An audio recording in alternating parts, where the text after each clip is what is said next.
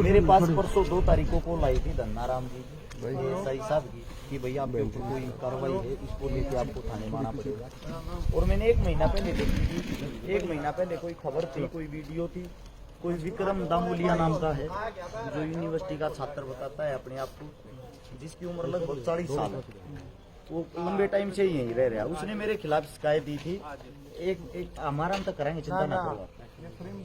तो उसने जो शिकायत दी थी, उस शिकायत के दौरान उसने लिखा है कि मैंने कोई जाति सूचक शब्द बोले ना, तो उन्होंने उस चीज को पेश किया है यहाँ पे कि वो जाति सूचक शब्द कहाँ बोले हैं, किसको बोले हैं, कब बोले हैं। वो लिखित में शिकायत दे के चला गया। उस शिकायत के ऊपर मेरे को बुलाया गया है, एसपी साहब के पास से वो जो अर्जी लगा रखी थी वो घूम के यहाँ पे थाने में आई है। तो उसके बाद मेरे को बुलाया, मैं यहाँ पे आया, यहाँ पे आके मैंने देखा पुलिस प्रशासन ने जो मेरे को बयान दिखाए, उन बयानों के अंदर उसने ये लिख रखा है कि मैंने कोई जाति सूचक शब्द किसी ऑडियो में किसी को कमीन शब्द बोला है। अच्छा, जो ऑडियो है जिसको मैंने कमीन शब्द बोला है, हम आपस में 2 बात कर रहे हैं, वार्तालाप कर रहे हैं। अगर जाति की बात करोगे, मेरी जो जाति है, मेरी जाति जाट है, जिसे मैं बातें कर रहा हूँ उसकी जाति जाट है, और हम बात कर रहे हैं उसमें जो शब्द वो इस प्रकार की टोन है, जान है कमीन। कमीन जो एक संज्ञा है, कोई जाति सूचक शब्द नहीं है, ना ही मैंने किसी जाति के साथ कमीन को जोड़ा है। तो उस चीज को उन्होंने पेश किया। ये ऐसे ऐसे इंसान हैं जो फेमस होने के लिए ये वाही आत्मने की छोटी छोटी हरकतें करते रहते हैं। उसके बारे में मैंने डिटेल निकाली, विस्तार से जाना। वो अपने आप को अम्बेडकरवादी बोलता है। मैं ये कहता हूँ जो अम्बेडकर को पढ़ लेगा वो ऐसी छोटी सोच रखेगा ही नहीं। अम्बेडकरवादी अगर भाई साहब आप हो, आप कहीं ना कहीं चैनल के माध्यम से सुन रहे हो, मैंने जितनी आज तक मदद दे करी है, लगभग मैंने 1300 परिवारों की मदद करी, 200 बेटियों की शादी करवाई है, 25 भात भरे। उन सब में से 90% जो गरीब हैं, जिनके पास घर धरती जमीन नहीं है, वे सब के सब हमारे दलित समाज से। अम्बेडकरवादी तो यार हम तो हर रोज मदद कर रहे हो। अब मैं गारंटी देता हूं, आप एक मदद गिनवा देना अपने ही समाज की जो आपने की हो अम्बेडकर को पढ़ के।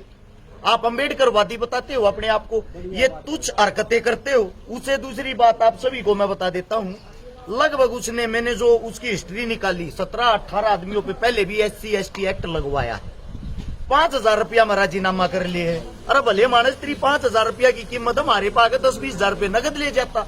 वैसे ले जाता तू भाई तेरे पे केस करूंगा, मन की तन की तो जरूरत पड़ रही है, मेरा खर्चा सा पड़ रहा है, मेरे तो 5-10 हजार रुपये दे दे, वैसे ही दे देते तेरे को। ये ड्रामे भी क्यों कर रहे हैं भाई? हाथ जोड़ के विनती है, ये जो SC ST के एक्ट आप लोग लगवाते हो, अरे कम से कम ये तो देख लो किसको लगवा रहे हो। मैं हर समाज की बहन का भाई बना हूं, उसके पाटड़े से डाउस का बात भरा है पूरे हरियाणा के अंदर। मैं गारंटी के साथ कहता हूं, जब और कोई ऐसा काम कोई नेता मंत्री भी कर रहा हो, मैं मेरी टीम पे मेरे भाईचारे पे इसीलिए कराव करता हूं, कम से कम भाई हमने इस जातिवाद में मत दासो। और कहीं ना कहीं जातिवाद का कीड़ा उसको है।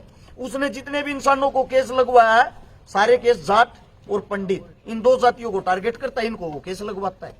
उसको शर्म आनी चाहिए कम से कम। आप कहां से अपने आप को अम्बेडकरवादी बोलते हो? आपके प्रति हम तो सोच सुधारने के लोगों की कोशिश कर रहे हैं कि ये जो जाति का कीड़ा है ये लोगों के अंदर से मर जाए, और हम सब इंसान है, इंसान इंसान के काम आता है। हमारी सोच यही है, और आप लोग जानबूझ के वो कीड़ा अंदर घुसा रहे हो। ये वही आदमी नवीन के खिलाफ इन्होंने ये एक्ट लगवाया था। ये हमारे जो भाजपा पार्टी है उसके जो नेताजी हैं उनके पास बैठने वाले हैं, फिर ये अपने आप को अपना कद ज्यादा बड़ा समझने लग जाते हैं, अपने आप को ही सरकार समझने लग जाते हैं, अपने आप कुछ भी कार्रवाई कर देते हैं, अपने आप कार्रवाई करके ऊपर से प्रशासन पे दबाव बनाने के लिए कॉल करवा देते हैं।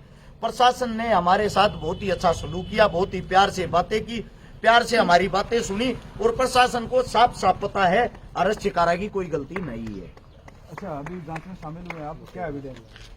जांच में शामिल हुए कोई एविडेंस ही नहीं है। बड़ी बात तो ये है ना, मैं गारंटी देता हूँ, मेरी अगर अब बाइक खूगी, गाड़ी खूगी, कुछ भी खू गया ना, मैं शिकायत करवाने के लिए जाऊंगा। हो सकता है मेरे को इंतजार करना पड़े, इतनी फाइलें पड़ी रहती हैं, पुलिस प्रशासन के पास ही कितने काम रहते हैं। ऐसे ऐसे इंसानों की आते ही तुरंत इनकी सुनवाई हो जाती है। किस लिए होती है? क्योंकि ऊपर से कॉल करवाते हैं बड़े बड़े आकाओं का, बड़े बड़े नेताओं का, बड़े बड़े मंत्रियों का। कल मैं गुगामेडी थाने से आया, वहां पे मेरे खिलाफ शिकायत हो रही थी, FIR हो रही थी, बाई नेम अरेस्ट शिकारा। मैं वहां पे जब जाता हूं, वहां के जो SHO साहब, वहां CI बोलते हैं, उन्होंने मेरे से वार्तालाप करी, उन्होंने मेरे से बातें की, मैंने अपनी लोकेशन दिखाई उस तारीख, ये देखो सर इस दिन मेरे 8 प्रोग्राम थे।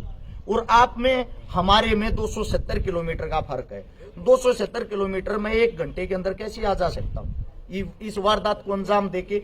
मैंने जब वहां पे सबूत दिखाया, उनका कहना था एसएचओ साहब का वहां के का, अरे हमारे को पता आप इस केस में नहीं है। और जो आदमी था अगले वाला जी शिकायत करता, वो भी आके ये बोला हमारे को पता आप नहीं थे। अरे भाई जब मैं नहीं था तो मेरा क्यों नाम लेते हो, मेरा क्यों समय खराब करते हो। अब कल भी मैंने एक केस में जमानत करवानी है। हर्ष, जो SC/ST एक्ट है इसकी जांच एक HPS ऑफिसर करता है, DSP लेवल का। क्या DSP थे यहाँ पे? यहाँ पे DSP सर नहीं थे, लेकिन जो मेरे को बताया गया है, जो जिस चीज की जांच चल रही थी वो SP साहब के पास से ही होके आई है। यानी कि DSP और SP साहब के पास से होते हुए दोबारा से थाने के अंदर आई है कि उनको बुलाया जाए, उनके बयान लिए जाए। धन्यवाद आप सबका। Thank you sir.